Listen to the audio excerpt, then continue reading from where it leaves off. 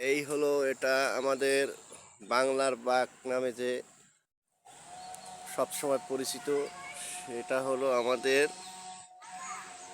শেরেবাংলা একে ফজলুল হক তার এই বসত বাড়ি ছোটবেলার।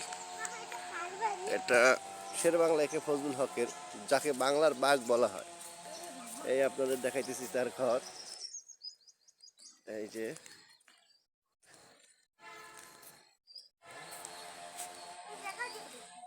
এখানে এক সময় নাকি অনেক লোকজন ছিল, জমিদার বাড়ি, এটা জমিদার বাড়ি নামে পরিচিত। এই ভিতরের যাওয়ার জায়গা।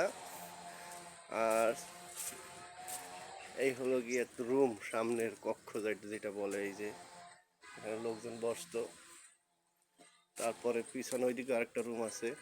তুমি এদিকে চলে আসো। এই তারপরে হলো গিয়া দেখাইতেছি, এইদিকে বামে আসো বাবা, এইদিকে আসো। এই এই যে হলো ঘর, এই যে হলো এই যে দরজা আর কি। সিঁড়ি বেয়ে উঠতেছি আমরা।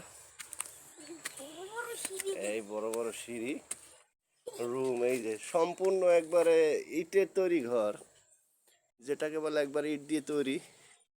এখানে কোনো রডের কোনো নামই নাই। কি সুন্দর ডিজাইন। এই যে আবার ভিতরে একটা রুম, ওই পাশেও রুম আছে, ওটা হয়তো বা কিছুদিন হয়েছে ইট দিয়ে আটকে দিছে। এই ও ভিতরে তো যাওয়ার জায়গা আছে, আসো বাবা। এই যে রুম, এই এখানেই এইদিকে থাকতো আর কি শেরেবাংলাকে ফজলুল হক সাহেব আর বাবা মা। এটাকে আসলে নানা বাড়ি, তার নামে একটা প্রাইমারি স্কুলও আছে। এই যে স্কুলটা একটু সামনে। হ্যাঁ অবশ্যই।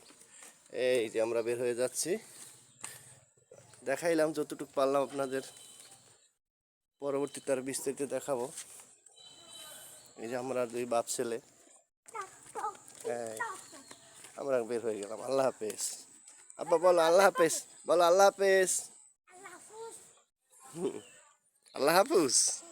ঠিক আছে।